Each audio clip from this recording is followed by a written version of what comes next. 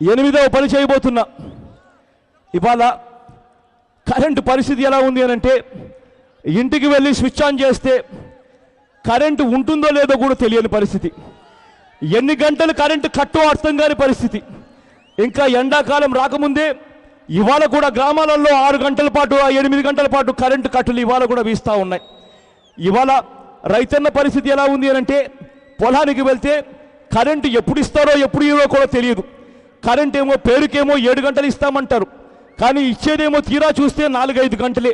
ఆ 4-5 గంటలు కూడా పగలుపూట కాసేపు, రాత్రి పొద్దుపోయిన తర్వాత కాసేపు ఇచ్చే పరిస్థితిలో ఉన్నారు. ఆ రైతన్న కరెంటు ఎప్పుడు ఇస్తే అప్పుడు పొలాలకు పోవాలి. ఆ అర్ధరాత్రి దాటిన తర్వాత రైతన్నకు కరెంట్ ఇచ్చినప్పుడు, ఆ రైతన్న పొలాలకు వెళ్ళినప్పుడు, ఆ పొలంలో ఆ రైతన్న స్టార్టర్ బటన్ ఆన్ చేయడానికి ప్రయత్నం చేసినప్పుడు తేలు కుట్టడమో పాము కుట్టడమో రోజు కూడా మనం చూస్తూ ఉన్న పరిస్థితులు ఇవాళకి కూడా మన రాష్ట్రంలో కనిపిస్తూ ఉన్నాయి. ఇవాళ 2014లో ఉన్నాం, 2019కి వచ్చేసరికి నేను హామీ ఇచ్చి చెప్తున్నాను, మన రాష్ట్రంలో కరెంటు కోతలు లేని రాష్ట్రంగా నేను చేసి తీర్చిదిద్దుతాను అని చెప్పి కూడా హామీ ఇచ్చి చెప్తున్నా.